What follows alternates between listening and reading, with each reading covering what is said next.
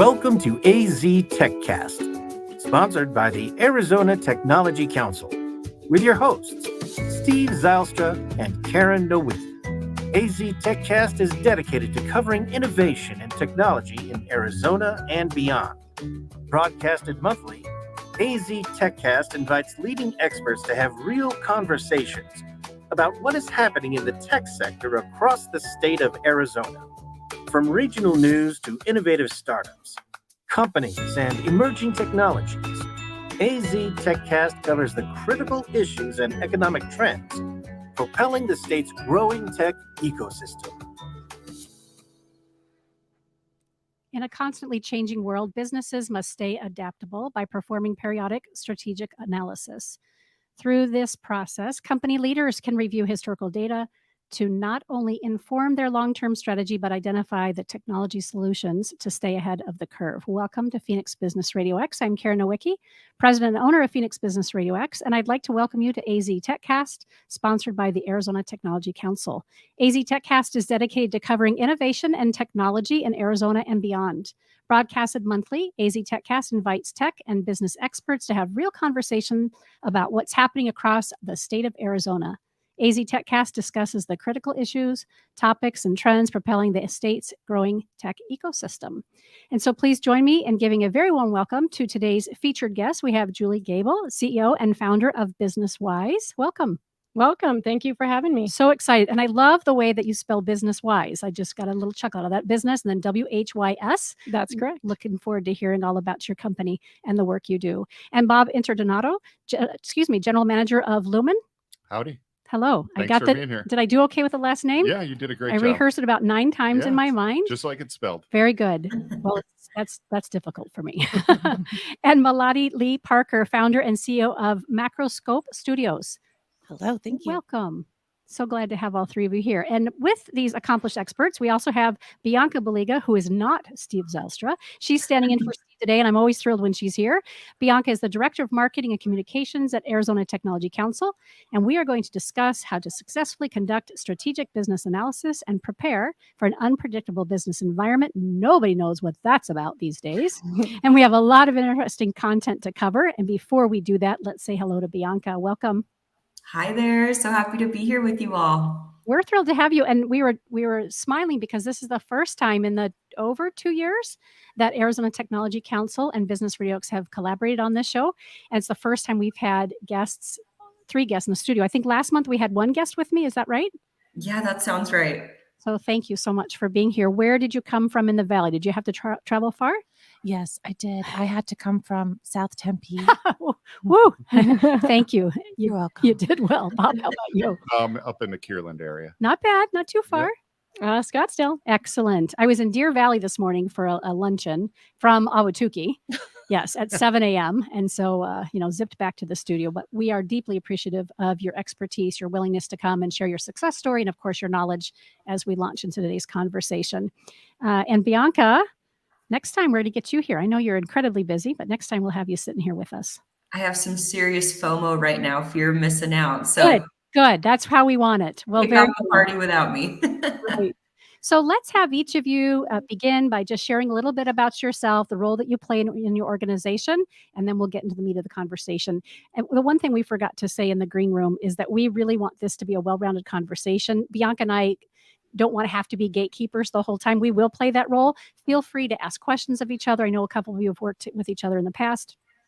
But tag team off each other, let's just have it fluid. And that means there might be a little bit of an awkward pause when one of us asks a question and give you a moment to kind of formulate your thoughts. And then one of you just jump in there like we would as if we're having coffee together and no one's the gatekeeper. Is that fair enough? Fair enough. That's usually Sounds an great. off-air thing, but there we go. That's what we do before we go on air. Behind the scenes. All right. So behind the scenes. So with that, if you'd introduce yourself and tell us about the role that you play and a little bit about your organization. We've got up to an hour, so jump in. Well, I'll go ahead and They're start. looking at you. Yeah, everyone's looking at me, so I'll jump on in. Like you said, I'm Julie Gable. I'm the founder and CEO of Business Wise. Brief intro about me. My decades-long career in tech began back with Anderson Consulting. It's Accenture today. But back then I was working on complex custom software implementations with Fortune 100 companies. More recently, I was the chief operating officer of a local based managed services provider, really focused in core infrastructure. And throughout my career, I have seen companies of all shapes and sizes make large investment decisions without really understanding the why behind them. And by why, I mean a clear picture of what problem it is we're trying to solve and what success looks like. And that's why I founded BusinessWise. We help companies focus on the why to drive their ROI. Oh, so catchy. Right. So- Catchy and so critical. All right, we're now staring Bob down. I Oh, think no he's problem. next. So my name's Bob Interdonato. I'm the general manager for Lumen Technologies. We are the business to business arm of CenturyLink. So a lot of you might remember us as CenturyLink, but Yes. we rebranded the company about 2 years ago. And my responsibilities include all of our business customers from Southern Nevada throughout Arizona, New Mexico, and the slice of West Texas in and around El Paso. One of the reasons we changed the name of the company and rebranded the company back in 2020 was because we have so many different things that we do within organizations that are not network related. And by rebranding the company, we opened conversations with our customers around some of our other areas of expertise around consulting, security services, unified communications, and those types of things. And the industry in itself, the industry experts have really taken notice to some of the things that we've been doing for years and years. And it's amazing how just rebranding the company maybe opens people's eyes of what our true capabilities are. Fascinating. So- We'll have you back for a branding and marketing conversation. That's neat. And how long have you been with the organization? I've been with CenturyLink/Lumen for the last 10 years. I think you said that. I Yep, apologize. and previously I was with a competitive local exchange carrier before that, Yeah. Okay. and a variety of different things when I was younger. Right. Well, many of us have, right? Malati. Yeah, we all have done a lot, haven't we, Bob? My name is Malati Lee Parker, and I'm the CEO and founder of Macroscope Studios. And we are invested in creating a new way of working and collaborating in this world of hybrid, remote modeling that we're kind of all just figuring out together. I think the important question that we should be asking ourselves is, when is the right time to come together in person? And how can we make those engagements as productive, as impactful, and as beautiful as possible?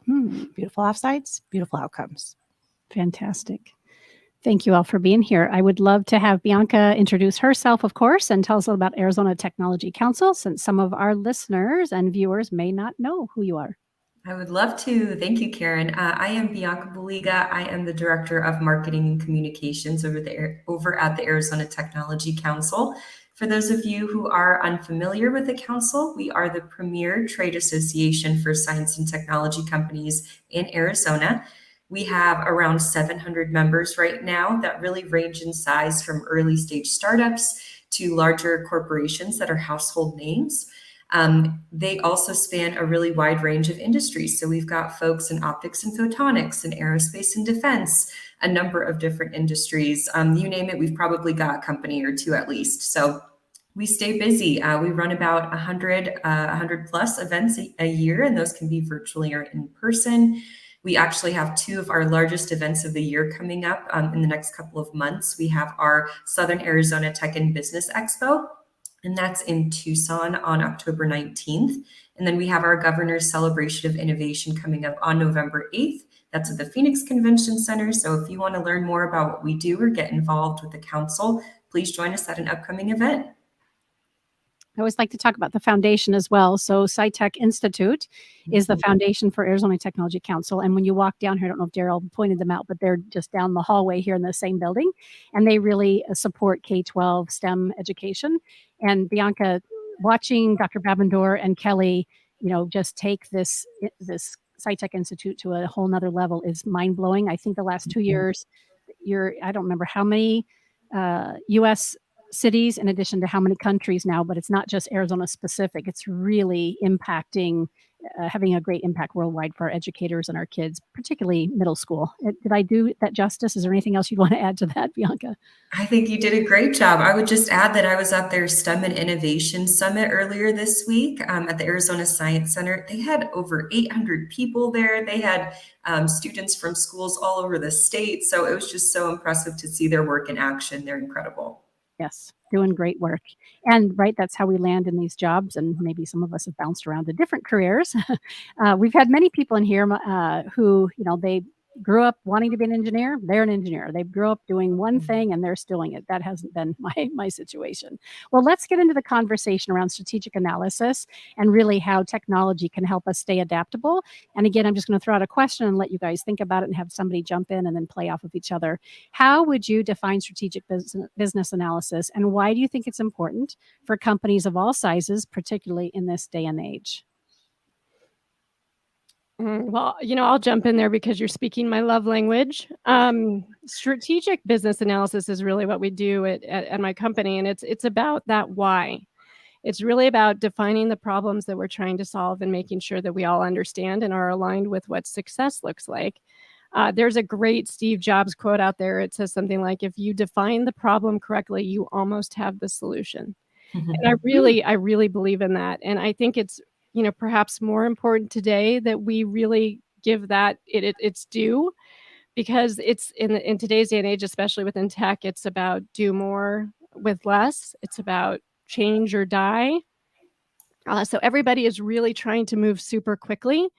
And what we need to do is sometimes take a step back and go slowly at first so that we can move faster later on. Yeah, I definitely agree with you. But I also think in today's environment, the things have changed so much that you have to have the platform to be able to quickly, acquire data, analyze that data, and then act upon it.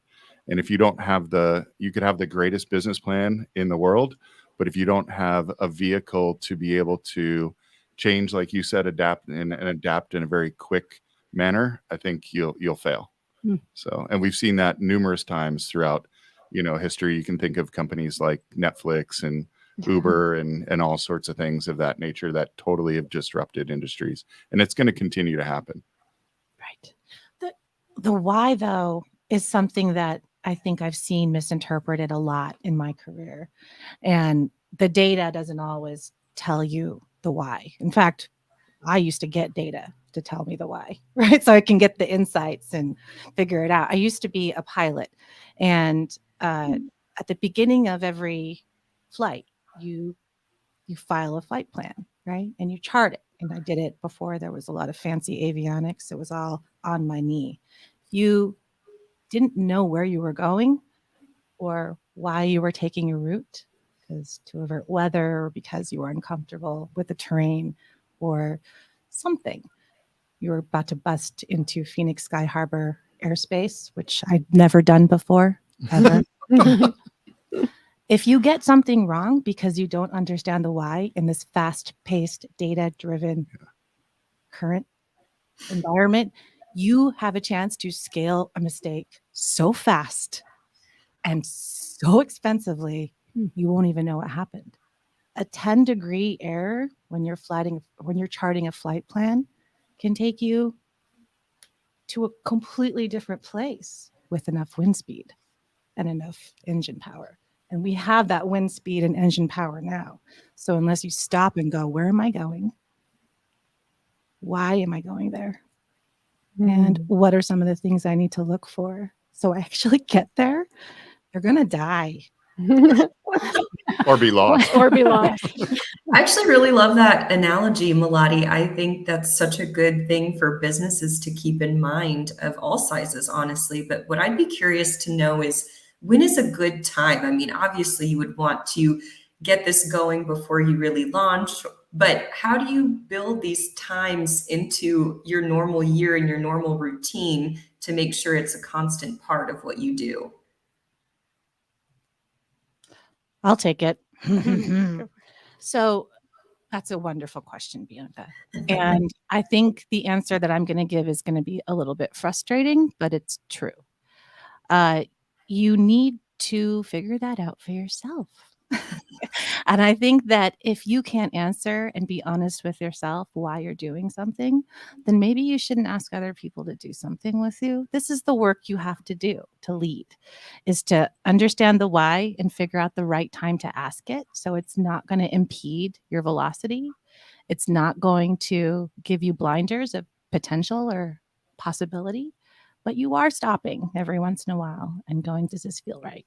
Yeah, I agree with that. Your analogy of a 10-degree, miscalculation might put you in Timbuktu instead of Alaska, right? I totally understand that, which is why I think, as business leaders, you constantly have to be collecting data, analyzing that data, and making sure you're going on the right course. And if you're not consistently checking that stuff, you could end up in God knows where. And like you said, spend a lot of time and energy and money and think you were doing the right thing and end up completely off course somewhere else. So I think constant evaluation and constant analysis of what you're doing and validating that the direction you're going and the why and what you're trying to accomplish, that whatever plan you put together is still leading you in that direction.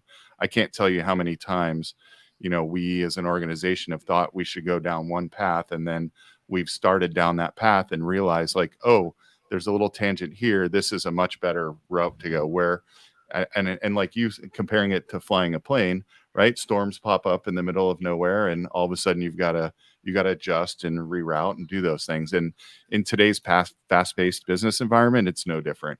Right. And it's clearly it's strategic for a reason. It's not, it's not, it is preventative. The whole idea is do this before you are spending thousands of dollars, hundreds of thousands of dollars to course correct. Right. Yeah. Don't wait for the storm. Right. Yeah. Right. It's about being proactive. Right. And I think that's where that, having a really clear picture of success and success measurables defined is really important. Right. Because like you said, if things get, kind of heated and confusing in the moment, right? So having those measurables that you can keep checking against, am I still on track? Am I still on track? Have I lost sight of what we're trying to accomplish? I think is super important. Julie, those metrics that you're talking about, they come from the why in my background. Absolutely. Right? Yeah. Until I know what the why is, until I can articulate or define the problem statement, or I like to call it the North Star. Mm-hmm. Unless I know what my North Star is at all times, I don't know how well I'm doing against that. I don't know when I need to check my trajectory. I don't know how to check my airspeed. I don't know how much money I should keep pumping into this because I don't know when I'm failing or succeeding. Mm-hmm. Data helps. Data helps a lot. But unless you know what to do with that data or how you're going to evaluate it, it's just a lot of work. Well, and in addition to the data, it's a lot about the people, right? So a lot about defining what is why or what problem we're trying to solve is going to be across disparate groups in your organization. They might have completely different perspectives on a problem that we're trying to solve and what that solution really is, and definitely what success looks like. So it's taking that data, but also reining in those different perspectives and getting alignment. Yeah, especially, you're talking about the people equation of this whole thing. And, sometimes the best ideas come from places you would never think of, right? Exactly. Some of those ideas and things that are, genius to that matter, come from folks that aren't in those strategic kind of planning meetings. And you really got to empower your organization to be able to speak up. And if they see something that is not going right, to have the confidence to do that.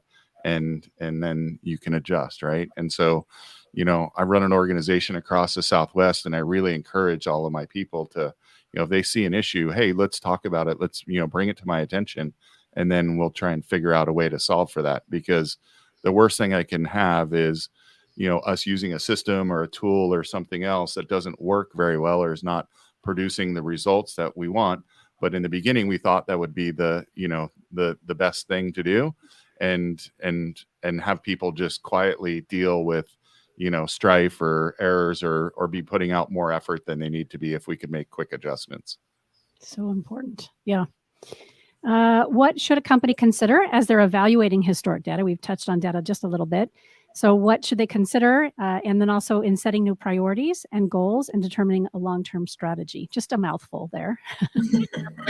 Right? Could you repeat the question? It kind of depends on the data and the company and the outcomes and the mission and the value and the goals Okay. and the business architecture. But one thing I would say is you have to be careful with data. Like, data is a very, very powerful tool, and I would say for a lot of companies, it's probably their most important asset next to their people. But data has its limitations. It can take you down the wrong path, the wrong flight plan pretty quickly because it can be skewed. It can be incorrect. It can be misinterpreted. So I think it's super important to understand the limitations of data when you're using it and really, really take care.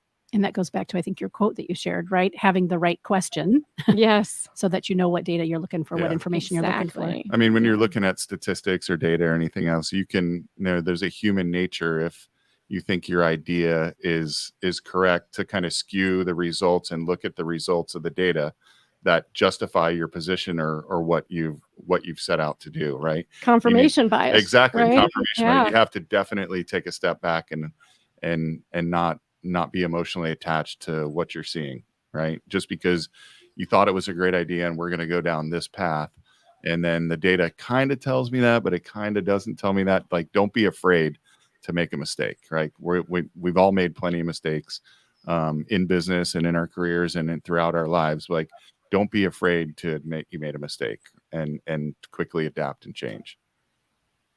Big.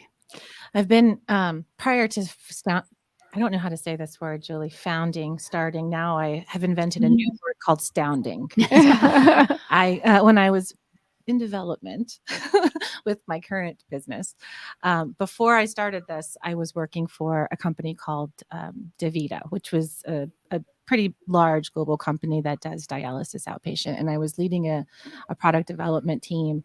And one of the most important things that we understood about data is that it can wear a crown, or it can take you down to the pits if it's wrong. The data situation, when you're talking about healthcare or any complicated data pool, it's about where you get it, where it's sourced from, but also the transformations that happen to the data along the way, which can skew insights.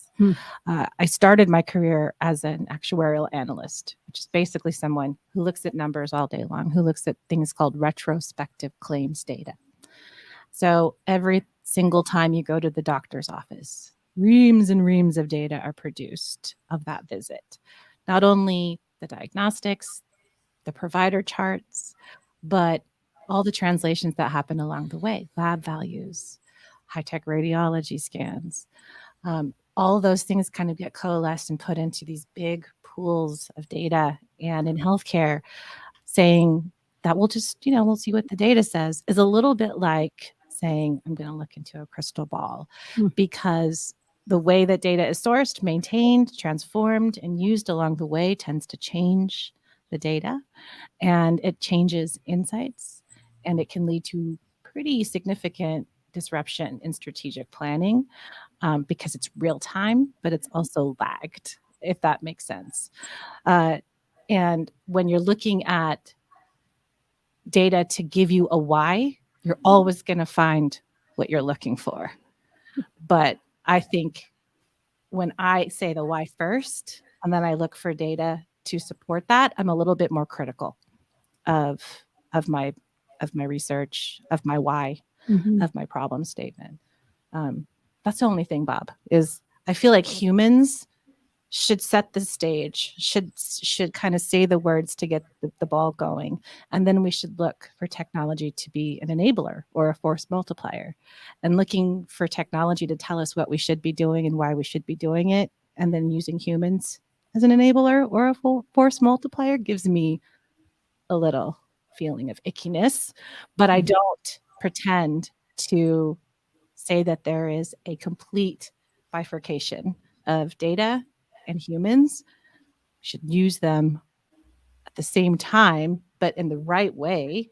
And all data is, for me, is a receipt of human interactions. Yeah, I can see what you're saying, but also to I don't think you would disagree with me that, data can also provide you insights and give you other ideas and adjust and figure out if the why that you're trying to, or what you're trying to accomplish, if you're going down the right direction. Hard agree. Right. So Hard agree. So I agree. There needs to, data for data's sake is useless information. Right. I mean, what's the old saying? Junk in, junk out. Guy go. Yeah. Garbage in. Yeah. Garbage in. Right. Yeah. I went with junk. Sorry. Joe. Garbage in, garbage out. Right. So you have to, you just got to make sure that you're acquiring the right subset of information. And, computers can analyze things and they can see trends and spot trends and do those things. But there's also an emotional quotient that goes to that. And how many times have you looked at a piece of information and your gut says that can't be right? And yet everything looks like it's in alignment on paper. It should be perfect. Right. Exactly. Interesting. So yeah, you gotta trust your gut. Yeah, Absolutely. On that note, Karen, do you think now's a good time to thank our first sponsor? I do think it's a great time. Thank you. Appreciate that nice softball over my direction. So we do have two fantastic sponsors for this particular AZ TechCast. And the first one we'd like to thank is Arizona Commerce Authority. And we're going to have a moment to hear from them. We'll still be on camera, just so you know, a few things that we also failed to mention in the green room. So just smile and listen. Thanks. Our streamlined pro-business approach helps you achieve more by putting less between you and future success. Less red tape, lower taxes, less distance separating you from the tech leaders of tomorrow. This innovative ecosystem will supply your business with tools and resources to compete in the 21st century and beyond. But your future is more than just business success. In Arizona, the lifestyle you want is at your fingertips. Explore cities known for their Southwest heritage and modern vision. Enjoy beautiful scenery and endless outdoor activities on land, water, or snow. And if you're looking for a little friendly competition, we've got plenty of teams to choose from. With constant sunshine, vibrant culture, and natural wonder, Arizona provides a style of living that's entirely unique. People from all over the world call our state home. From student leaders who fill the classrooms of our top-ranked universities, to a skilled and abundant workforce that's ready for what's next, to the neighbors, friends, and peers we interact with daily, Arizonans are united by a pioneering spirit that moves us forward. So as you look to the future, know that it's filled with the perfect balance of innovation and high-quality living that makes life better here. I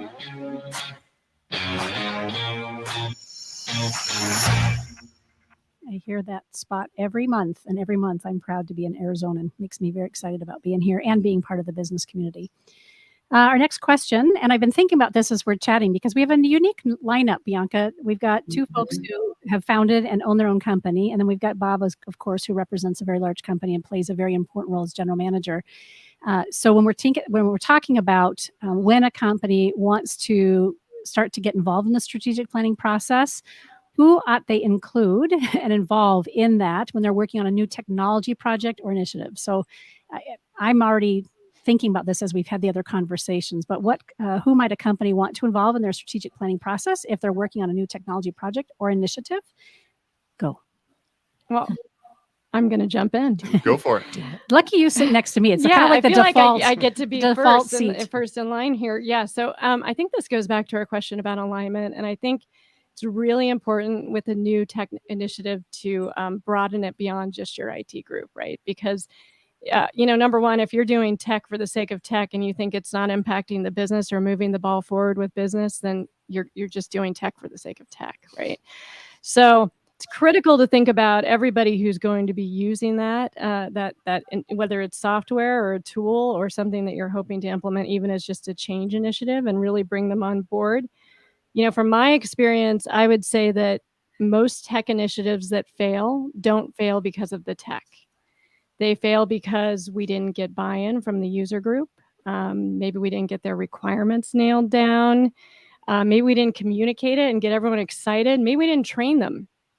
to use it. And a lot of times it even shifts your organization. It might change people's roles. It might change the structure. It will most definitely change process. So nailing all those kind of periphery things is super important with the tech initiative. And the only way to do that is to get all the stakeholders in the room. Yeah, I agree with that. I mean, I think the tech for a long time and IT organizations for a long time were viewed as a cost center, right? And then in March of 2020, what happened? We sent 75% of the U.S. workforce home basically overnight. And and a lot of us are still working either from home or in this hybrid environment.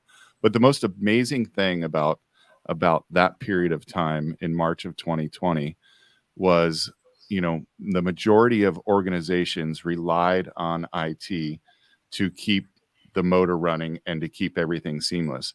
And by and large, CIOs and IT departments moved all these people to home by and large without breaking anything. Right.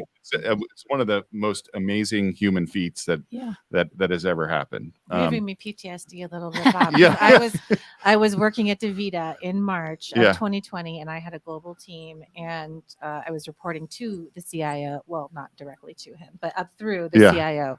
And I worked with a lot of people who made that happen. And I remember going to the office and actually packing and mailing and shipping laptops and Monitors. monitors. Yeah. It was not just a flip the switch situation. This No. was hardware, infrastructure, software, Right. remoting, teaming. So my point to that is, when we got through that, I think the level of collaboration and the seat at the table that IT departments and CIOs had amongst the senior leadership teams completely changed Thankfully so. in a short period of time, right?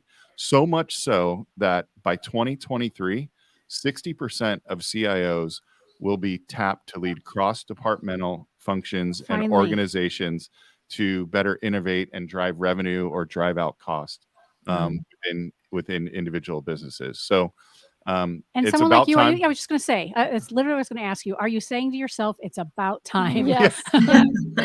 All of us that are in tech have been here, Right. we've been, kind of calmly watching, through the window or on the other side and seeing all the things that are going on, and things like shadow IT and marketing departments going out and doing things, HR buying software and without really seeing if we have the infrastructure to run all this stuff and all that stuff. Now, I think we're at the point in time because, we've, in IT, we've elevated our status within organizations that, there's going to be a lot more collaboration. And like I said, a statistic out there is 60% of CIOs will by next year will be tasked to lead cross-departmental functions. That's the first time I've heard that, and it makes complete sense. It makes perfect sense. And I would just add on to that. I think us going remote drove part of that, but also just the nature of disruption in the industry is a lot of it is driven by tech. If you think about strategic advantages and what has really disrupted, a lot of times it's them figuring out a better way to deliver business, and it's enabled through technology. Well, now nothing is delivered without technology touching it. And business processes and technical capabilities are no longer divorceable. You have to keep looking at both, which is the strategic business analysis. We've been knocking on the doors of business. Julie and I have been kind of traversing this weird veil of we'll hang out in business for a while, understand kind of the business machine, really the fundamentals of the business, what you deliver, how you make money, what you deliver, how you make money. And we have been enabling those business functions. The why was coming from the business, and IT was just meant to deliver. And over the last 10 years, there is no more business tells IT what to do. That's a great way to make money. That's a great way to waste money. Mm-hmm. There is something that's more important, and that is that cross-functional collaboration and alignment and figuring out who needs to set strategy. But not just for the company. You need a digital strategy just as much as you need a human strategy. So maybe tech is the how in the context of this conversation, right? We talk a lot about the why, but how for technology. I'm curious though, what advice would you give to company leaders that are debating between building custom solutions internally from a tech perspective or buying something off the shelf? So so I deal with businesses of Go ahead. all sizes, right? So from Fortune 100 companies down to, small pizza shops and barber shops and those types of things, right? So, I think one thing is you have to understand the why and what you're trying to get, where you're trying to go, and figure out whether you have the resources. And I would certainly talk to outside firms like you guys to help figure that stuff out. But see if there's, is it going to be better for you to do this internally? Do you have the time, the money, and the resources to do that? And is there a marketplace for you to monetize what you're doing after that? So there's many businesses that I deal with that have developed their own software, for example, to perform certain functions. And then as they realized there was nothing out on the marketplace, they went and built something that was better than anything else that was out in the Web marketplace. PT comes to mind for me. Exactly. Yeah. And then now they're going out and they're monetizing what they did. So that's something that you really have to think about. I mean, if you're a small or a mid-market organization, you don't have the time or the money or the resources. You're probably better off investing in or finding partners that can help you accelerate and get to your goals. If you're a large Fortune 500 company and you've got a lot of those costs already in the business, and find different areas you can cut costs to take those resources and then go develop something, and then who knows where it's going to go, right? Web PT is a great example of that. Well, and I think you called out a really important point, though. It's about your core competencies, right? Yep. And so if you are looking at developing custom software, is that your business? Is what I would ask, right? Because that's what kind of an investment it takes, is to build out custom software. So quite honestly, if that is not your business, if you're not a software player and you're going to monetize it, like Bob said, then most likely you're better off. You're not going to go out and build a better CRM than Salesforce, who's been doing it for a long time, right? So we got to be honest with yourself, but really think about where your core capabilities lie and really focus on those. Yeah, I agree with that. Digital tools are quickly becoming an asset class, right? I've been working in IT as a cost center in large corporations for a while and developing internal tools. So these are tools for employees to do their jobs better. And there was never a question of should we sell this, because we weren't a custom development shop. We were a service organization. And I think right now there is a stronger perspective when evaluating innovation initiatives. Is this a potential capitalizable vehicle? Can we actually develop something that we can introduce on the street? And that's becoming more and more as innovation centers are being stood up, as kind of marketing and product development and operations blend together to figure out the next digital solution. Those are all the product market fit conversations that need to happen after you figured out the problem that you're solving. And if you can solve it for yourself, and that's what you're really solving it for, and that's why you're building custom solution, you don't care what's happening outside. You have a problem. You have a delivery problem and you want to fix it. Build it yourself, possibly, is true. If there's a lot of IP, intellectual property, or if there's a lot of sensitivity or regulatory control, sometimes it makes sense to build it in-house. And there's lots of ways you can build it in-house without, building a whole custom development shop or building one from the ground up. But the part where I always talk to my clients, internal and external clients, is if you don't know what you're doing and how you're doing it, and you don't know your own why, you're going to buy a solution off the shelf that's not going to meet your needs. And what you're going to do is you're going to edit your processes, your manual processes. You're not going to reconfigure your platform. The people who are doing the work for you are going to develop shortcuts. All this tribal knowledge is going to start to get abstracted. We're all working remote. We can't pop into somebody's office and go, hey, if you double click in that place in the workflow, does that automatically save the record, or do I have to press submit? Can't do that because you forgot why you were building the technical solution along the way. Eventually, it became an implementation of an outside CRM, right?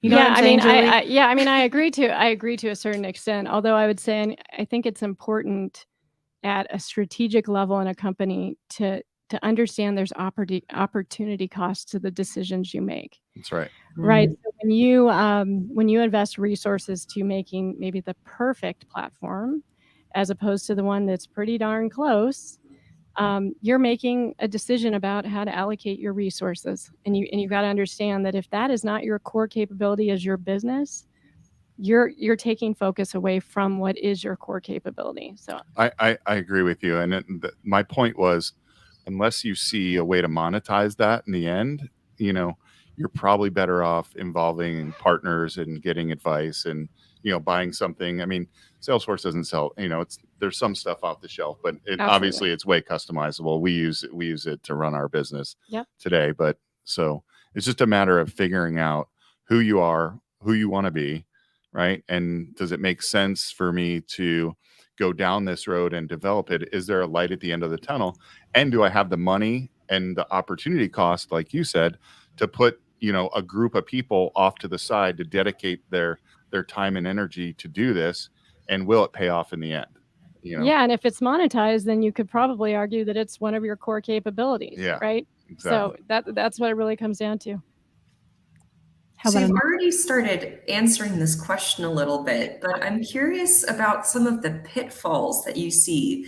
So what are some of the common issues or missteps that you see companies make when they're performing a success or a strategic analysis that does not let them be successful? I'm going to take it. Go for it. I love getting permission. The thing that I see all the time, it sounds so silly, but it's really hard to do, is articulate what the problem is. It's hard to put it into words. You can say it, we can talk about it, we'll fill each other's sentences. But when it comes to writing it down, everyone kind of gets nervous, and it's harder. And so one of the pitfalls that I see, and one of the things that I love to do and made a business about it, is helping people envision that. A bunch of distributed voices. So you make the problem statement as robust as possible and you write it down and you use that as your next vehicle to get you to your milestone of how are you going to chunk out the work, or what's the most important thing to us right now, or what's a why underneath the why, right? The old Ishikawa 5 whys thing is you want to ask why, not just one time at the beginning of an initiative, but you want to ask why as many times throughout the process without being annoying, because the why will change, right? And it's important to talk about it and react to it. Otherwise, you just kind of build resentment. So I think for us, when we talk about the most important thing you can do is write the why down. It's so scary though, right? Because once you write it down, it's real, right? And then you're committed. Hey, we actually put this on the board. Don't forget we have erasers, right? That's true. The other thing that's really important about that you started to highlight there, Melati, is it's a prioritization. Yeah. Right? I haven't met anyone yet who has unlimited resources. We all have unlimited wants, right? So part of that is really understanding not just what problem are we solving, but what are the most important parts of that we need to solve. I think a lot of times people struggle because they try to boil the ocean, right? We're going to buy this tool, we're going to have it up and running, and it's going to be rolled out to the entire organization within 3 months. I was just going to say 3 months. It's always 3 always months. 3 months. And it's never 3 months, right? Or like 30 months. So it's about, using those best practices around piloting, about making sure we take the time to really understand who's going to be impacted. You reminded something. We use the same methodology. So we own and operate one of the largest IP backbones in across the globe, right? So you could argue we're number 2 or number 3, but we're one of the big boys, right? So we own and operate that backbone, and we see on any given day we see anywhere between 65 and 80% of the world's IP traffic. Okay, so I mean, our acquisition or merger with Level 3 and Level 3 owned Global Crossing that had this big fiber footprint across the globe, and all the other companies that we've kind of merged with along the way. So we actually took that network and turned it into a threat sensor. So we were talking about business intelligence and AI and those types of things, right? So we understand where all the threats are coming from. we're kind of like the US Post Office in a way, where we don't know what's in your package. We don't know what you're sending your mom for Christmas, and we don't know what you're sending your kids to college. But we do know that you don't normally send more than one package every 3 months. When all of a sudden you start sending a bunch of packages in one single day, it's cause for investigation. It's like bank alerts. You might be a bad actor, right? So we investigate that. With all the AI we put in there, we manage that entire global footprint with 9 people. What? Okay. So we see over 1 billion DNS queries every day. So going back to what you were saying and in the methodology of where do I put my money, one of the things we provide for our clients is what we call penetration testing or security pen testing. So what we'll do is we'll go and we'll look at where all the information is coming into their network, where that information is coming from. We'll look at the vulnerabilities we have, and then just like you said, we map it out for them. So we say, hey, these are the top 5 most critical things that you need to do. You've got 30 problems here, but these ones down at the bottom are very minute, or there's not a lot of people or bad actors out there that are going to exploit these. So you need to take care of these top 5 things today. And then when you get there, let's see where we're at. And then we can kind of move on and down the stack till we solve all your problems. But you're exactly right. Not I have unlimited wants. I know my kids have unlimited wants, right? That's for sure. Especially, think about when we looked at the Sears catalog. I'm dating myself when I was growing up, right? And we used to check all the stuff off on there. But so we have limited resources. So being able to deploy your resources in the right spot and in the right place is really, really really important as an organization. You can't do everything, and you have to know that, right? So, it's, and today, I mean, whether you could argue whether we're in a recession or not in a recession, and a lot of our larger customers have kind of put hold on some bigger projects because they're trying to figure out, hey, what's going to happen and what's going to do this. So, as an IT organization or as an IT provider to those organizations, they still want to innovate, right? And they're still trying to innovate. You can't just stop innovating, otherwise, you're going to lose market share. And so what we really focus on with our clients is taking ideas to them around how to utilize their current spend and their current cost containment and rearrange that to be able to use those monies into spots where they can become more innovative, right? Biggest bang for the buck. Yeah, exactly. Right? What's moving the needle? What's going to move the needle? What's going to move the needle the quickest? And, so it's just, it's the environment we're in today. But I agree with you 100%. You need to prioritize what you're doing, what's most important to you, and where, do I really want, a new car, or do I want to, remodel my front yard? And, can't do both right can't now. do both right now. It would be lovely to do both. But the reality is something's got to go first and see where it lands. Well, we have a handful of other questions we want to make sure that you each have a chance to address in the next 15 minutes of our conversation. But before we do that, we'd like to thank our other sponsor. It is our 2022 Tech Advocate sponsor, JDH Insights. Let's hear from JDH Insights. Thank you, JDH Insights, for being our 2022 Tech Advocate sponsor. A leader in coaching and executive development, JDH Insights is committed to helping organizations cultivate and leverage their most important and complex asset, their humans. Visit jdhinsights.com to enhance leadership and improve team dynamics to take your business to the next level. Awesome. So we've started to talk a little bit about this already. Lots of great points being made. I'm curious, though, how would you classify sort of your unique takes on helping companies overcome some of these barriers in the strategic business analysis process? So how do you help them stay adaptable through your businesses? I love that Bob just kind of led with that a few moments ago. So is there anything else you want to add in addition to that? I think one of the things that we try and do as an organization is to help define the business problem, right? What is the business problem? And then, use technology to help solve those issues. Mm-hmm. And the other thing too, that's out there, without the kind of underlying right platform in place, you can't do a lot of these things. Like you may have some grandiose expectations of putting in some new process, but without the tools and the underlying technology in there, you can't do that. So you may have to redefine what your why is or what you're trying to accomplish based upon your resources and what you have, or figure out a way to, rob Peter to pay Paul, or be more innovative over here in order to control costs over here, and those types of things. So I would leave it at that. What was the question? How I'm so sorry. do each of you help companies overcome the barriers and remain adaptable in changing business I environments? got lost in Bob's reply. I know. I forgot So what good. the question was. Not that it was. Got lost in it. I was paying attention. You're mesmerized. I know. I was. Hypnotized me.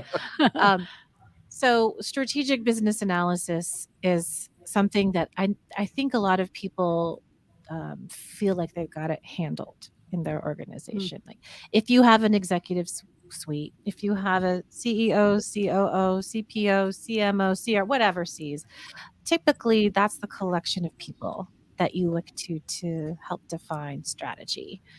And so there's this underlying assumption that it's happening regularly, and that it's happening with efficiency, and that it's happening in a kind way. And when I say kind, I mean it takes into account the constraints that your business is under, your employees are under, but also kind of overall what we've been through in the last few years, just taking a step back and realize there's some things out of our control, and taking the time to write those things down and call them assumptions, and writing a strategic plan down and working through those types of discussions. It's hard to have. Everyone kind of wants to do their own thing.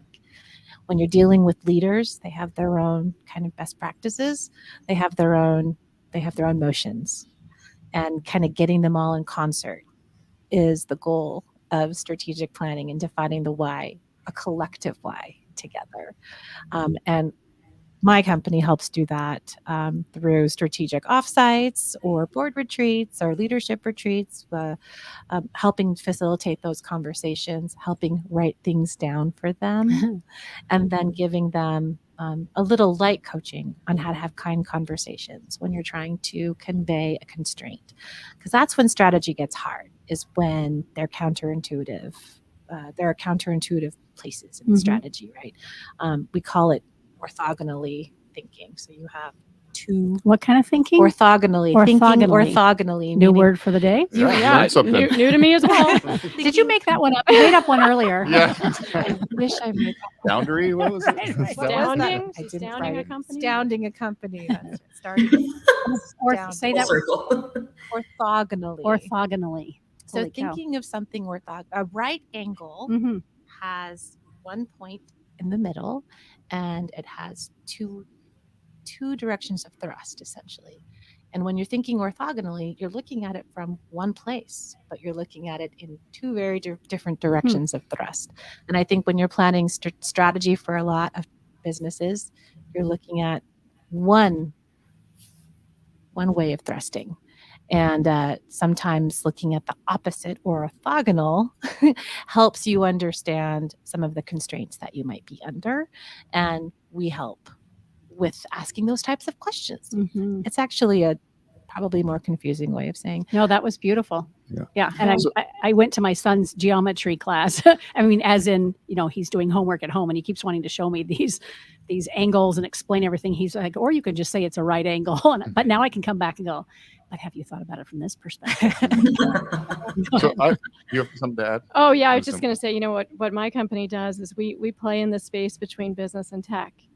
Right. So the strategic business analysts that work at my company, we all have deep technical, but also deep business backgrounds and experience, which allows us to be translators, also change managers, helping with all those soft areas around communication and training that are often forgotten. So I talk to a lot of CIOs on a daily, weekly, and monthly basis, and I agree with you. Like, the senior leadership team in most organizations, whether it's business owners like yourself or in senior leadership positions in larger organizations, a lot of times people assume that they're setting the right strategy and doing the right things, right? And what I hear from a lot of CIOs especially is that their team doesn't challenge them enough, and their partners don't challenge them enough. And so just because XYZ company has always done business this way, or they've always designed their infrastructure this way, they're not being challenged enough by their partners or individuals within their organization. And there tends to be a little bit of frustration or wish from individuals in those roles that their employees would speak up more and challenge the status quo, because just like you're all four of us, we're all individuals. We have one train of thought. We're open to other opinions. We're trying to make the best decision for the organization possibly. And the more ideas that we can get, the better off we're going to be. And all of us realize that. What I think is far too unspoken is if you're in a role that is not in one of the, setting the strategy or setting the vision, don't think your opinion isn't meaningful and speak up. It'll be amazing what it'll do for your career. I pointed out things in, within organizations that I've been in to make us better. And that's some of the ways that, I've moved ahead in my career. Right. So if you're in that position and you see things that are out there, don't assume that the senior leadership team knows everything and they're setting the right vision all the time. Now, they may know some things that you don't know, and they may be making decisions of things they can't share with you at that point in time, but your input is always going to be valued. Always going to be valued. And along those lines, I think this might sound a bit self-serving, but I think there's a lot of value in bringing outside perspectives into your organization. It's very easy to get into we've always done it this way. We've already made that decision. We've always done it. So bringing in an outside perspective, whether it's a partner, vendor, consultant, I think can add a lot of value in giving you new perspectives, maybe, or what is it? Or what? Orthogonal perspective. Before you leave, you'll need to write that down for us on the whiteboard. I'm going with right angle. Right. Yes, not that smart. There you go. Well, we've got about 5 minutes left, so I want to make sure we have an opportunity to take a little stab at both these last two questions. The first one being, what are some of the cutting-edge technology advancements that are moving the needle on how long-term business strategies are formulated? I'm going to dive right in there and say I think the future's around data. Taking big data and turning it into meaningful information that people can act on and make decisions about I think it's where we're headed. And I think most organizations out there are pretty low on that maturity curve. So I would argue data is the new currency. I think it's more valuable than being able to monetize that. And then the quicker you can acquire that information, analyze it, and then make decisions around it, the better off you're going to be. I think the future of, one of the things that I don't think people realize is out there is this whole concept of edge computing. We've built out a huge edge compute environment in all the old neighborhoods and central offices where, some of you might still have home phone lines. Thank you very much. We appreciate that. But, most of you have disconnected that. So that left us with a bunch of space and power. And so we've built a compute and storage shack in almost every neighborhood throughout the U.S. That can reach, 98% of the U.S. population in under 5 milliseconds. And I don't think people realize that that's out there, but that's going to help us acquire data quicker, be able to analyze it quicker, and then act upon it. And I think you're absolutely right. I would argue that it's not coming. I would argue it's here today. And is it just for enterprise and large businesses? Or are we talking small micro businesses like me? I mean, data, it's critical no matter what. We need to know what we're looking at and have the sources, the resources to give us the truth about what's happening. Absolutely. I say this to my team all the time. So there's an art and science to business, right? The art is your emotional quotient and what you see and what you're doing. If you're a sole proprietor and you're out there and you're gaining, because you pretty much know what you're going to do and you can see kind of the future. You see the changes you want to be able to make.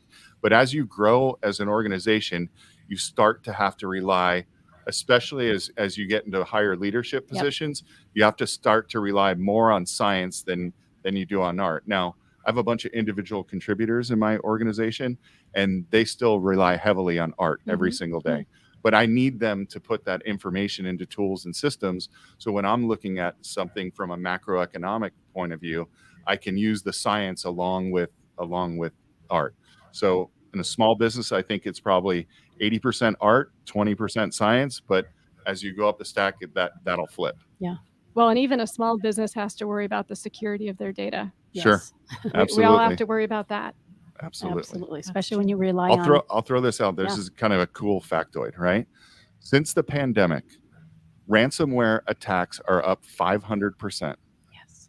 The average payout for an organization on a ransomware attack is up 78% to almost $500,000. Yep. Okay.